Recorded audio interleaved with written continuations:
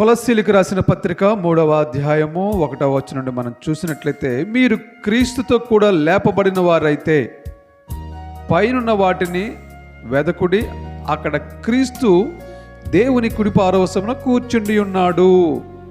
మనం ఒక అంశాన్ని మనం ఇక్కడ గుర్తించాలి. ఏమిటంటే, మీరు క్రీస్తుతో కూడా లేపబడిన వారైతే అని ఉంది.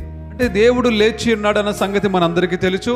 ఆయన సర్వశక్తి సంపన్నుడు. ఆయన మన కొరకు పుట్టి ప్రాణం పెట్టి సిలువలో రక్తాన్ని చిందించి సమాధి చేయబడి 3వ రోజున తిరిగి లేచి 40 దినాలు 500కు పైగా ప్రజలకు కనిపించి అనేకులను స్వస్థపరిచి ఆరోహణమయ్యి తండ్రి కుడి పార్శ్వమున కూర్చుని పరిశుద్ధాత్మ దేవుడై ఆదరణకర్త అయి ఉత్తరవాదిగా మనల్ని పరిపాలిస్తూ ఉన్నాడు దేవుడు. దేవునికి మహిమ కలుగునుగాక.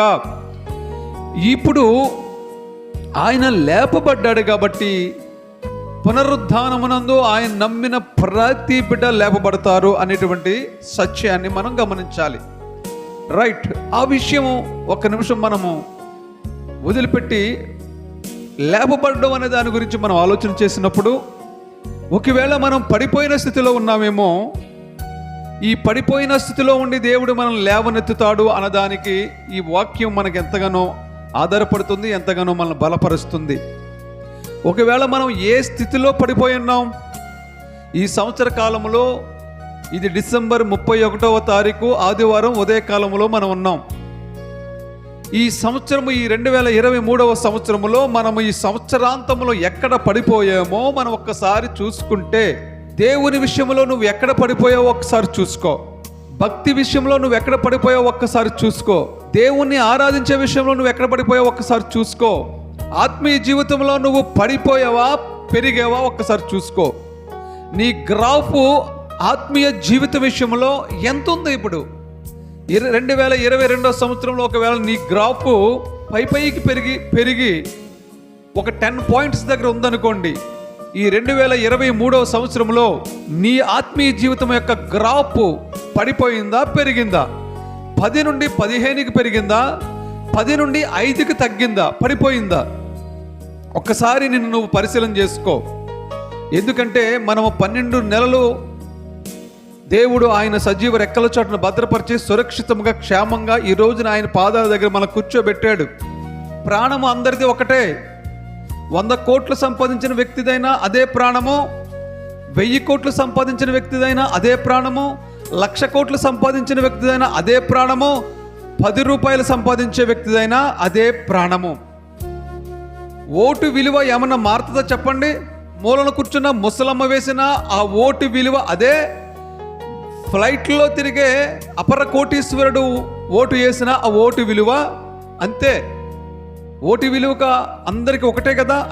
మనుషులకున్న స్థాయిని బట్టి జీవితం మారితే మారొచ్చేమో కానీ ప్రాణం మాత్రం ఒకటే. దేవుడు అందరికీ ఒకేలా ప్రాణం ఇచ్చాడు. దేవునికి స్తోత్రం, హల్లెలూయా. రోజున ఈ 52 వారాల్లో పాల్గొనే ధన్యత మనకి ఇచ్చాడు దేవుడు. అంటే నువ్వెంతగా దేవుని స్తుతించాలో ఒక్కసారి ఆలోచన చేయి. ఎంతగా దేవుని నువ్వు గణపరచాలో ఒక్కసారి ఆలోచన చేయి. ఎంతగా దేవుని నువ్వు మహిమపరచాలో ఒక్కసారి ఆలోచన చేయి.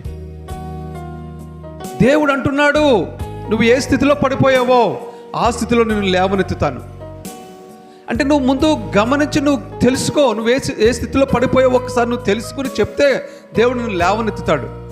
నువ్వు గమనించకుండా దాటిపోయి వచ్చేస్తే దేవుడు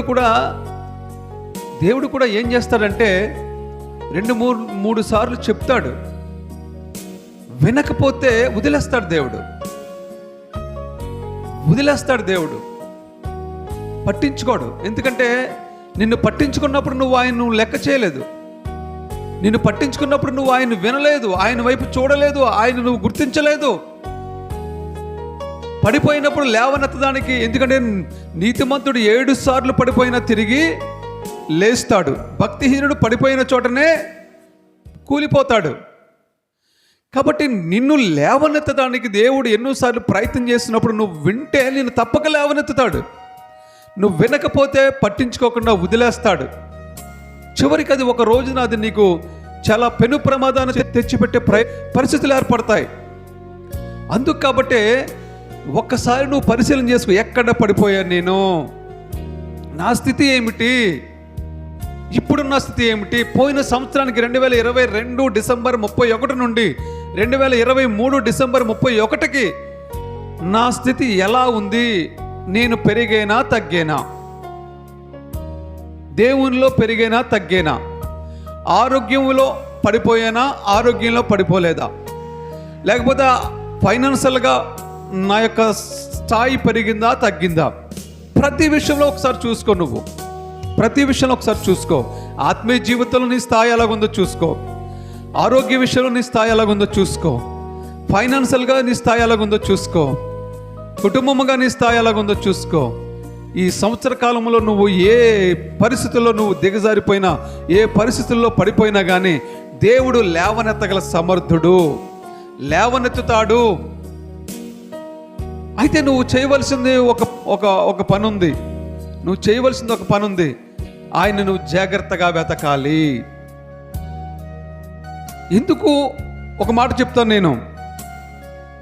ఇప్పుడు మనము మంచివారము కాకపోయినా కానీ దేవుని కృప వలన మనకి ఆయన కాపుదల ఉంటుంది ప్రతి రోజు కూడా. మన మంచివారం కాదు, ఎందుకంటే మనం నీతిమంతులు కాదని దేవుడే చెప్తున్నాడు. రోమా 3:11 ఉంది కదా, ఒకసారి చూడు.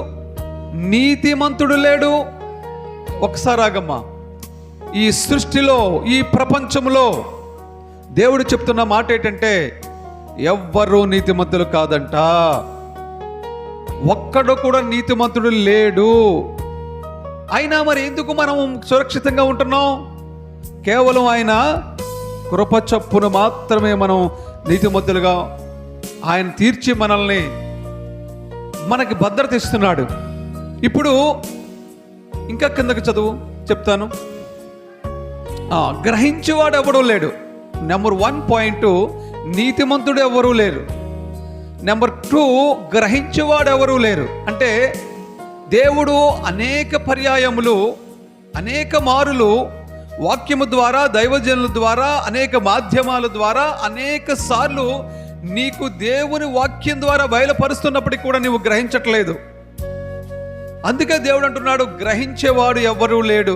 నెంబర్ 3, దేవుణ్ణి వెతికేవారు ఎవరు లేరు. వెతకట్లేదటండి దేవుణ్ణి. నువ్వు ఈ సంవత్సర కాలంలో దేవుణ్ణి వెతకడం మర్చిపోయేవేమో ఒక్కసారి చూసుకో. ఎక్కడ వెతుకుతున్నావు? మందిరంలోకి వచ్చి వెతుకుతున్నావు. మందిరంలో మాత్రమే 1 గంట, అది కూడా ఆదివారం 1 గంట ఎదుగుతున్నావు నువ్వు దేవుణ్ణి మందిరంలోకి వచ్చి. నీ హృదయం ఎవరికి ఇస్తున్నావు? మరి దేవుడికి కాదా నీ హృదయం ఇచ్చేది? ఎవరికి ఇస్తున్నావు నీ హృదయాన్ని? మరి నీ శరీర ఆశలకు నీ హృదయాన్ని ఇస్తున్నావా? నీ నేత్రాశకు నీ హృదయాన్ని ఇస్తున్నావా? జీవపు డంబానికి నీ హృదయాన్ని ఇస్తున్నావా? లేకపోతే నీకు ఇష్టమైనటువంటి రకరకాల ఆకర్షణ కలిగినటువంటి సినిమాలకో, సీరియల్స్కో, లేకపోతే అనేక రకమైన లోకంలో ఐహిక విచారములు కలిగినటువంటి అనేక వాటిపైన నీ హృదయాన్ని ఇస్తున్నావా? ఒక్కసారి యేసు ప్రభు నీ హృదయంలో ఉన్నాడో లేదో ఒక్కసారి వెతుకు. ఈ సంవత్సరంలో, ఈ చివరి వారంలో, చివరి రోజున వెతుకు. నువ్వు దేవుడు నీ హృదయంలో ఎన్నిసార్లు వచ్చాడో ఒక్కసారి నువ్వు ఆలోచన చెయ్యి. అటెండెన్స్ ఉందా దేవుడిది నీ హృదయంలో? ఏమైనా ఒకసారి నీ హృదయంలోనికి దేవుడు వచ్చాడా ఎప్పుడైనా అని ఒకసారి నువ్వు పరిశీలన చేసుకో. దేవునికి మహిమ కలుగును గాక. నువ్వు అలా పరిశీలన చేసినప్పుడు దేవుడు నీకు దొరుకుతాడు. మత్తయి సువార్త 7:7 ఉంటుంది కదా, అడుగుడి మీకు ఇవ్వబడును, వెతుకుడి మీకు దొరుకును. వెతికితే దొరుకుతాడు దేవుడు. నీ హృదయంలో వెతుకు, దొరుకుతాడు. నీ కుటుంబంలో వెతుకు, దొరుకుతాడేమో. ఒకసారి అసలు నువ్వు వెతకాలి. మందిరానికి వచ్చి వెతికినంత మాత్రాన సరిపోదు అని నీ ఇంట్లోనూ నీ ఒంట్లోనూ కూడా దేవుణ్ణి వెతకాలి. ఈ సంవత్సరంలో 2022 నుండి 2023 వరకు నువ్వు ఏమైనా నీ హృదయంలో దేవుణ్ణి ఎప్పుడైనా వెతికేవా? నీ ఒంట్లో ఎప్పుడైనా దేవుణ్ణి వెతికేవా? నీ ఇంట్లో దేవుణ్ణి ఎప్పుడైనా వెతికేవా? ఒక్కసారి నువ్వు పరిశీలన చేసుకో, నువ్వు పరిశీలన చేసుకో. దేవుడు చెప్తున్న మాటలు. దేవునికి మహిమ కలుగును గాక. చూడండి, మనము ఇంకా కొంచెం కిందకు వస్తే ఏముంది? వెతుకువారు ఎవరూ లేరు. తర్వాత అందరూ కూడా ఏమైపోయారటండి? త్రోవ తప్పిపోయారట. అందరూ కూడా త్రోవ తొలగిపోయారటండి. త్రోవ తొలగిపోయారట. ఏ త్రోవది? దేవుడు వేసిన త్రోవను తొలగిపోయి వారు త్రోవ దొరక్క తిరుగుతూ ఉన్నారు. అటు ఇటు ఇటు అటు తిరుగుతూ ఉన్నారు. త్రోవ వారికి కనిపించట్లేదు. ఎందుకంటే దేవుడు చూపించిన మార్గమును వాళ్ళు తొలగిపోయి తప్పికిపోయారు. చిన్నపిల్లలు తప్పిపోతారు వాళ్ళకి తెలియక. కానీ దేవుని త్రోవల్లో పెద్దవారు, మనసెరిగిన వారు, హృదయం కలిగిన వారు కూడా త్రోవ తొలగిపోతున్నారు. మరి త్రోవ తొలగిపోయే వాళ్ళని మళ్ళా త్రోవలోకి రమ్మని దేవుడు పిలుస్తూ ఉన్నాడు. నువ్వు ఎదిగినప్పుడు తప్పకుండా త్రోవలో నీకు చూపిస్తాడు దేవుడు. నువ్వు వెతకడం ప్రారంభిస్తే దేవుడు నీకు ఆ త్రోవను చూపిస్తాడు. నీకున్నటువంటి ఆత్మీయ నేత్రాలు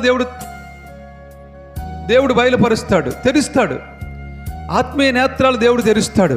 ఇప్పుడు చూడండి, మనము ఇంతగా దేవుణ్ణి వెతకకపోయినా, మనం ఇంతగా త్రోవ తప్పుకపోయినా, మనము దేవుడి పట్ల నీతిమంతులుగా లేకపోయినా దేవుడు మన మీద కృప చూపుతూ ఉన్నాడు. చూసారా? నిజంగా మనం అదృష్టవంతులం. ఇప్పుడు ఒక్కసారి మనం యోబు గురించి ఒక్కసారి ఆలోచన చేస్తే ఈ సందర్భంలో అతడు కంచె తీసివేశాడు. దేవుడు అతని చుట్టూ ఉన్న కంచె తీసివేశాడు. ఎందుకు తీసివేశాడంటే,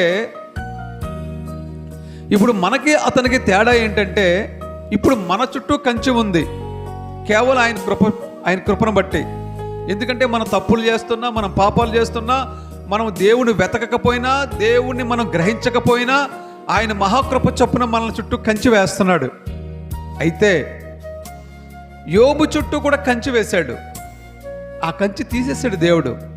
ఎందుకు తీసాడంటే, అతన్ని బట్టి దేవుడు మహిమ పొందడం కోసం దేవుడు కంచె తీసేశాడు. యోబుని బట్టి దేవుడు మహిమ పొందడానికి, యోబును బట్టి దేవుడు ఘనత తెచ్చుకోవడానికి, యోబుకున్న యథార్థత ఎంతో ప్రజలకి తెలియపరచడానికి, రాబో తరాలకి యోబుని గురించిన ఒక పాఠాన్ని బైబిల్ గ్రంథంలో పెట్టడానికి దేవుడు ప్రణాళిక ప్రకారము అతని చుట్టూ ఉన్న కంచె తీసివేసేస్తేనే అపవాదికి లోపలికి ఎంటర్ అవ్వగలిగాడు. ఈ రోజున మన చుట్టూ ఉన్న కంచె ఉంది కాబట్టి అపవాది ఎంటర్ అవ్వడానికి వీలు లేకుండా దేవుడు చేసి ఉన్నాడు.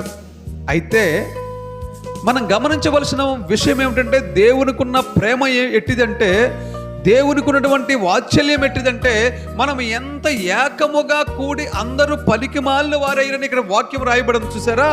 అలా ఒకవేళ మనం దేవుని దృష్టిలో ఆయనకి పనికిరాని వాళ్ళం అయినప్పటికీ కూడా ఆయన మహాకృప వల్ల మన చుట్టూ ఉన్న కంచె మాత్రం ఆయన తీయట్లేదు. ఎందుకు తీయట్లేదంటే, మన పాపులమని ఆయనకు తెలుసు, మన దోషులమని ఆయనకు తెలుసు, మన అపరాధులమని తెలుసు. కానీ ఒకవేళ కంచె తీసేస్తే యోబు కాబట్టి తట్టుకోగలిగాడు, కానీ మనమైతే తట్టుకోలేం. కంచె తీసేస్తే అర్థమవుతుందా? మనం తట్టుకోలేమనే ఆయన కంచె తీయట్లేదు. గమనించండి, రోజు ఇలాగే ఉంటుంది, మనకి కంచె తీయకుండానే ఉంటాడు అనుకుంటే పొరపాటే. అలా అని చెప్పి ప్రతిసారి కూడా మనము దేవుని మహాకృప వల్ల మన కంచె తీయబడట్లేదు కదా అనుకుంటే పొరపాటే. ఏమో ఏ టైంలో దేవుడు నిన్ను బట్టి ఆయనకు అసహ్యం కలుగుతుందో ఒక్కసారి ఆలోచన చెయ్యి. చెప్పలేం, ఏ సందర్భంలో కలుగుతుందో చెప్పలేం. ఆయన కనికరము, ఆయన కృప, ఆయన యొక్క ముఖకాంతి మన మీద నిరంతరము ప్రకాశిస్తూ ఉన్నందువలన, మన చుట్టూ కంచె ఉన్నందువలన అపవాది మన దగ్గర రాలేకపోతూ ఉన్నాడు. కాబట్టి మనం ఇలా సర్వే అయిపోతున్నాం, మనం ముందుకు వెళ్ళిపోగలుగుతున్నాం, మనం క్షమస్థితిలో ఉండగలుగుతున్నాం. ఒకవేళ ఆయనే కానీ మన చుట్టూ కంచె తీసేస్తే ఏమవుద్దో ఒక్కసారి ఆలోచించండి. అపవాది దాడి చేసేస్తాడు. అపవాది దాడి చేసేస్తాడు. అలా ఎందరో దాడికి గురైపోయి ప్రాణాలు కోల్పోయిన వాళ్ళు ఉన్నారు. కాబట్టి మనం గమనించవలసింది ఏంటంటే, ఎక్కడ త్రోవ తప్పికిపోయామో ఈ సంవత్సర కాలంలో మనం వెతుక్కోవాలి. ఎక్కడ పడిపోయామో మనం వెతుక్కోవాలి. వెతుక్కుని దేవుని దగ్గర సరి చేసుకునే ప్రయత్నం మనం చేస్తే దేవుడు మరలా మనం లేవనెత్తుతాడు. ఇవన్నీ కూడా ఎందుకంటే ముందు జాగ్రత్తలు. ఈ మాటలన్నీ కూడా మనకి ముందు జాగ్రత్తలు. ఎందుకంటే హెల్మెట్ పెట్టుకోకపోతే పడిపోతే తలకు దెబ్బ తగిలిస్తే ప్రమాదం. అందుకే హెల్మెట్ పెట్టుకోమంటారు గవర్నమెంట్. హెల్మెట్ లేకుండా వెళ్తే ఒక 500 ఫైన్ వేస్తాడు. కోపం వస్తుంది మనకి. కానీ ఆ రూల్ ఎందుకు పెట్టారు చెప్పనా? ప్రజల రక్షణార్థం కోసమే పెట్టారు. అది హెల్మెట్ ఉంటే రక్షణ. తలకు దెబ్బ తగలదు, చేతికి కాలుకి తగిలినా పర్లేదు, మళ్ళా ఆపరేషన్ చేయించుకుంటే సెట్ అయిపోతుంది. తలకు దెబ్బ తగిలితే స్పాట్ ఇదైపోతారు. అందుకు కాబట్టి శిరస్త్రాణం పెట్టుకోమంటారు. శిరస్త్రాణం అని దేవుడు బైబిల్లో కూడా ఉంది. ఎఫెసీయులకు రాసిన పత్రిక 5వ అధ్యాయంలో ఉంటుంది. అంటే శిరస్త్రాణం అంటే హెల్మెట్. అంటే అది మన రక్షణ కొరకే పెట్టుకోమంటున్నాడు గవర్నమెంట్. అలాగే దేవుడు కూడా ఇప్పుడు ఈ చెప్పే మాటలు ఏంటంటే మనకి ముందు జాగ్రత్త చెప్తున్నాడు దేవుడు. మీరు జాగ్రత్త పడండి. ఈ సంవత్సర కాలంలో ఒక్కసారి మీరు తోడుకోండి, రీలు రివర్స్ చేసుకోండి ఒకసారి. మొన్న డిసెంబర్ నెల నుంచి ఈ డిసెంబర్ నెల వరకు ఏంటి నా పరిస్థితి, నేను దేవుడి విషయంలో ఎలా నడుచుకున్నాను, ప్రార్థనలో ఎంత ప్రార్థన చేయగలిగాను, ఎన్ని గంటలు ప్రార్థన చేయగలిగాను. 365 రోజులు, రోజుకి గంట చేస్తే 365 గంటలు నువ్వు చెయ్యాలి. రోజుకి 2 గంటలు చేస్తే 700 చిల్లరు నువ్వు చెయ్యాలి. రోజుకి అరగంట చేస్తే ఇన్ని గంటలు. ఏంటి నీ పరిస్థితి ఏంటి? ఒకసారి నువ్వు రివైండ్ చేసుకుంటే ఎక్కడ పడిపోయావో అక్కడ నీకు గుర్తుకొస్తే నువ్వు లేవనెత్తబడతావు. నీకు సహకారం దేవుడి దగ్గర నుంచి అందించబడుతుంది. దేవుడు లేవనెత్తగల సమర్థుడు. ఆయన కృప ఉండబట్టే మనం లేవనెత్తబడుతున్నాము. ఆయన దయ ఉండబట్టే లేవనెత్తబడుతున్నాము. పడిపోయిన చోట్ల నుండి దేవుడు మనల్ని తప్పక లేవనెత్తుతాడు. ఇంకొక విషయం ఇక్కడ చెప్పి నేను ముగిస్తాను. అక్కడ ఇంకో విషయం చూడండి. అక్కడ క్రీస్తు దేవుని కుడిపారవసన కూర్చొని ఉన్నాడు. పైనున్న వాటి మీదనే కానీ భూ సంబంధమైన వాటి మీద మనస్సు పెట్టుకొనుకుడి. చూడండి, ఎందుకు పైనున్న వాటి మీద మనసు పెట్టుకోండి, కింద ఉన్న వాటి మీద మనసు పెట్టకండి అంటున్నాడు. చెప్పనా నేను? మన ప్రాణం అంటే ఎక్కడని చెప్పనా? మన ప్రాణాలు ఎక్కడన్నా తెలుసా? అప్పుడు మీకు అది చూపిస్తాను చూడండి. ఇక్కడ ఒకసారి కొలస్సీలు 3:3 చూడు. ఎలాగనగా మీరు మృతి పొందితిరి, మీ జీవము క్రీస్తుతో కూడా దేవుని యందు దాచబడి ఉన్నది. దేవునికి స్తోత్రం, హల్లెలూయా. మన జీవం అంటే ఎక్కడ దాచబడని చెప్పండి ఒకసారి. క్రీస్తుతో కూడా దేవుని యందు మన జీవము దాచబడి ఉందంట. అంటే మన ప్రాణం ఎక్కడ ఉంది? ఇప్పుడు దేవుడి దగ్గర దాచబడి ఉందంట. ఇక్కడ దాచబడి ఉంది తెలుసా? దాచాడా దేవుడు? ఎలా పడితే అలా పాడేశాడా? భద్రంగా దాచాడండి మన ప్రాణాన్ని. మన ప్రాణం ఎలా ఉందంటే క్రీస్తుతో కూడా దేవుని యొద్ద ఇది ఈ పాయింట్ అండర్లైన్ చేసుకోండి. దాచబడి ఉంది మన ప్రాణము. అర్థం చేసుకోండి మీరు. అప్పుడు నేను చెప్తాను, ఆలకించండి ఒకసారి. మన ప్రాణము దేవుడి దగ్గర దాచబడి ఉండగా ఎవడండి మనల్ని చేసేవాడు? ఒకసారి చెప్పండి. చేస్తే గీస్తే ఎవరు చేయాలి? ఎస్, అర్థం చేసుకున్నారు. అంటే ఇప్పుడు అర్థం చేసుకోండి మీరు. ఇప్పుడు మనం ఎవరిని బతిమాలుకోవాలి? ఎవరిని వేడుకోవాలి? ప్రభా, నా ప్రాణం నీ దగ్గర దాచబడింది ప్రభా, సురక్షితంగా కాపాడు ఆయన. ఆ దాచబడి దేవుడు భద్రంగా దాచడని చెప్పాడు. ఈ పాయింట్ బాగా అర్థం చేసుకోండి. దాచడు దేవుడు అంటే మన ప్రాణాన్ని ఆయన మనం లాకర్లో పెట్టి బంగారాన్ని దాచినట్లు, లాకర్లో పెట్టి విలువైన డాక్యుమెంట్స్ దాచినట్లు, లాకర్లో పెట్టి విలువైన డైమండ్స్ దాచినట్లు, లాకర్లో పెట్టి విలువైన డబ్బుని దాచినట్లు దేవుడు అంతకంటే భద్రంగా మన ప్రాణాన్ని ఆయన దగ్గర దాచాడంటే మన జీవాన్ని. మరి అలా దాచిన ప్రాణాన్ని సొరుగ్గా ఇలా లాకర్ ఇలా తీసాడు అనుకోండి, ఏమవుద్ది? No doubt. అంతే. కాబట్టి ఎప్పుడు కూడా అది అలాగే ఉండాలి. అక్కడ క్షేమంగా మనం ఇక్కడ ఇలాగే ఉండాలి. మరి ఇలాగే ఉండాలంటే ఇప్పుడు మన ప్రాణాన్ని దేవుడు సెక్యూరిటీతో దాచుంచాడు. ఇప్పుడు మనం నిత్యము దేవుణ్ణి స్తుతిస్తూ ఉంటే ఆయన ఏం చేస్తాడంటే దాన్ని ఆయన క్షేమంగా ఉంచుతాడు అక్కడ. అర్థమవుతుంది? అదే మనకు సెక్యూరిటీ కూడా అదే మంది. అర్థమవుతుందా మీకు? మన ప్రాణం ఎప్పుడు కూడా భద్రంగా ఉండాలి. మన ప్రాణం దేవుడి చేతుల్లో ఉంది. అర్థమవుతుందా? நம்ம దేవుణ్ణి త్రోవ నుంచి తొలగిపోయామనుకోండి, ఆయన పని ఏంటంటే నీ ప్రాణం రోజు కాపాడతాక చెప్పండి. రోజు నువ్వు ఆయన్ని ప్రతిరోజు స్తుతిస్తే, అమ్మా దేవదూతలే రోజు ఆయన స్తుతిస్తూ ఉంటే ఆయన చూడలేక కన్నులు మూసుకుని అన్ని మూసుకుని 6 రెక్కలతోటి దేవుని స్తుతిస్తూ ఉంటుంటే ఒక్కసారి కూడా ఆయన వాటికి దర్శనం ఇవ్వలేదు. మరి ఎప్పుడు ప్రభువా మాకు మిమ్మల్ని చూసే మహాభాగ్యం అంటే ఒక రోజు వస్తుందన్నాడు. అదే యేసుక్రీస్తు ప్రభు భూమి మీద పుట్టినప్పుడు అప్పుడు ఆ దేవదూతలన్నీ కిందకి దిగేసి, మహాప్రభు నాలుగు మాకు దర్శనం ఇచ్చావా అని చెప్పి సర్వోన్నతమైన స్థలములో దేవునికి మహిమయు ఆయనకి ఇష్టమైన మనుషులకు భూమి మీద సమాధానం దేవునికి స్తోత్రాలు చేసినాయి. ఎప్పటి నుంచి ఎన్ని యుగాలు ఆయన్ని ఆరాధిస్తూ ఉన్నాయో ఆనాటికి వాటికి భాగ్యం కలిగింది. నీకు నాకు ప్రతిరోజు భాగ్యం కలుగుతుంది. దేవదూతల కంటే కూడా ఎక్కువ మనల్ని ఆశీర్వదిస్తున్నాడు దేవుడు.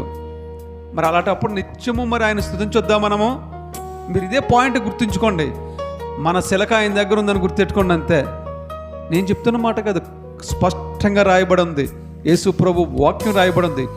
మన జీవము క్రీస్తుతో కూడా దేవుని యొద్ద దాచబడి ఉంది. అదొక్కటే పాయింట్ అర్థం చేసుకోండి. మొన్న మీకు చెప్పాను, నేను కరోనాలో వచ్చినప్పుడు ఒక వ్యక్తికి ఆక్సిజన్ కావాలంటే నెల రోజులు హాస్పిటల్లో ఉన్నాడంట. ఆక్సిజన్ ప్రత్యేకంగా ₹1 కోటి బిల్లు వేసాడు డాక్టరు. చాలా 100 కోట్ల ఆస్తిపరుడంట వాడు. కాబట్టి ఏ విధంగానే బ్రతికించండి అంటే ఆక్సిజన్ పెట్టి అలాగంటే బ్రతికిస్తే దేవుని కృప వల్ల బ్రతికిడాడు. నెల రోజుల తర్వాత ఈతలకు వస్తే ఆక్సిజన్ బిల్లు అంటే గాలికి వచ్చి ₹1 కోటి వేసాడంట బిల్లు. ఈతలకు వచ్చాక డాక్టర్కి బిల్లు కట్టేసిగా దేవుని నమ్ముకున్న వ్యక్తి అంటే అతను సాక్ష్యం ఇచ్చాడంటే ఏమంటే, నెల రోజులు నాకు గాలి ఇచ్చినందుకు ₹1 కోటి బిల్లు వేసాడు అతను డాక్టరు. కానీ నా దేవాదేవుడు అనేటువంటి యేసుక్రీస్తు ప్రభు నీ పుట్టిన కానీ ఇప్పుడు దాకా రోజు ఫ్రీగా నేను గాలి పీల్చుకుంటున్నాను. చప్పట్లు కొడతాను దేవుడికి. రోజు నేను ఫ్రీగా గాలి పీల్చుకుంటున్నాను నేను, కానీ దేవుడికి నేను ₹1 కూడా చెల్లించకుండా ఫ్రీగా. నిజమా కాదా ఈ విషయం? నిజమన్న వాళ్ళందరూ గట్టిగా చెప్పండి. అంటే అబద్ధమా? నువ్వు గాలి పీల్చుకుంటున్నావా లేదా? ఫ్రీయా లేదా దానికి డబ్బులు ఇస్తున్నావా? ఫ్రీయే కదా. అది దేవుడి యొక్క కృపది. ఇదే గాలిని డాక్టర్ ఇస్తే 100,000, 1,000, లక్షల కోట్లు వేస్తున్నాడు. ఆక్సిజన్ సిలిండర్లో పెట్టి ఆక్సిజన్ ఇస్తుంటే ఇదే గాలిని వాడు డబ్బులు చార్జ్ చేస్తున్నాడు. ఇదే నీరు బాటిల్లో పోసి కొంచెం దాన్ని ప్యూరిఫై చేసి అమ్మితే బాటిల్ వచ్చి ₹20 తీసుకుంటున్నాడు. అదే నీరు మనం ఉచితంగా తాగుతున్నాం. అంటే ఇదన్నీ దేవుడిచ్చినాయి కదా. మరి మన కానుకలు ఎందుకు ఇస్తాం అనుకుంటున్నా దేవుడికి? దేవుడు మనకు ఫ్రీగా గాలి ఇస్తున్నాడు, నీరు ఇస్తున్నాడు, నిప్పిస్తున్నాడు, వర్షం ఇస్తున్నాడు, ఈ ఎండ ఇస్తున్నాడు. ప్రతిరోజు ఒక రాత్రి మన కరెంటు కట్టకుండా వదిలేండి అలాగా. ఈ 1000 వాట్స్ బల్బ్ వేసి వదిలేసేయండి అలాగా. 10 రోజులు, ఒక నెల వదిలేండి, 3,000, 4,000 బిల్లు వస్తుంది.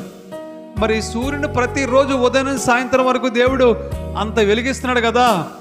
ఎన్ని కోట్ల రూపాయలు బిల్లు అవుతుంటారు. రాత్రులు చంద్రుడికి దేవుడు వెలిగిస్తున్నాడు, చుక్కలు వెలిగిస్తున్నాడు, మనందరికీ ఉండడానికి ప్రపంచానికి కావాల్సిన వెలిగిస్తున్నాడు. మరి ఎన్ని కోట్ల ఖర్చు అవుతుంటారు దేవుడికి? ఇవన్నీ దేవుడు మనకిస్తున్న ఉచితమైనటువంటి బహుమతులు కాదా? అందుకే దేవుని మనం స్తుతించాలి, ఘనపరచాలి, కానుకలు చెల్లించాలి దేవునికి. దేవునికి మహిమ కలుగును గాక. హల్లెలూయా, హల్లెలూయా. నీవు దేవుడు పైన వాటిని వెతుకు కానీ భూ సంబంధమైన వాటిని వెతకొద్దు అన్నాడు అక్కడ. మళ్ళొకసారి ఆ మాట చదవమ్మా. పైన వాటి మీదనే కానీ భూ సంబంధమైన వాటి మీద మనసు పెట్టకండి. ఎందుకంటే చదువు అంటే ఏలై అనగానే ఎందుకన్నా అదే అర్థం వస్తుంది. ఏలై అనగా మీరు మృతి పొందారు, మీ జీవము క్రీస్తుతో కూడా దేవుని దాచబడింది. ఇప్పుడు మీరు పైన ఉన్న వాటిని ఎదుగుతారా, భూమి మీద ఉన్న వాటిని ఎదుగుతారు? ఇప్పుడు చెప్పండి ఎందుకని? అర్థమైన వాళ్ళు కొంతమందికి అర్థం అవ్వలేదు. దేవుడు ఏమన్నాడంటే, ఒరే బాబు మీరు పైన ఉన్న వాటిని వెతకండ్రా, భూ సంబంధమైన వాటిని వెతకండి అన్నాడు. ఎందుకు పాస్టర్ గారు అంటే, నీ ప్రాణం పైనే ఉందరా, అంతే కాబట్టి నువ్వు పైన ఉన్న వాటినే వెతుకు. నువ్వు భూమి మీద ఉన్న వాటిని అన్నీ ఎతికేవనుకో ఏం ప్రయోజనం నీకు? అసలైన పైన ఉంది కదా. కాబట్టి ఇప్పుడు మీరు నేర్చుకోవాల్సిన పాఠం ఏమిటంటే, పైన ఉన్న వాటిని మాత్రం వెతకండి. ఎందుకు వెతకాలంటే, నీ మేలు కొరకే. నీ ప్రాణం పైన ఉంది కాబట్టి. నువ్వు భూమి మీద ఎదుక్కున్నావు అనుకో, ఏం దొరికిద్ది ఇక్కడ? నీకు దొరికింది ఏం దొరికిద్ది? అసలు పైన ఉంది కదా. ఇక్కడ దొరికితే నీకు ఇక్కడ నెలకొంటే ఏం దొరికిద్ది నీకు? అసలైంది వదిలేసుకుని. కాబట్టి మీరు పైన వాటిని ఎందుకు వెతకాలంటే, మీ ప్రాణము దేవుడి దగ్గర సురక్షితంగా భద్రంగా దాచబడి ఉంది కాబట్టి నువ్వు పైన వాటిని మాత్రమే వెతుకు. ఇక మీదట భూమి మీద ఉన్న వాటిని వెతకవద్దు.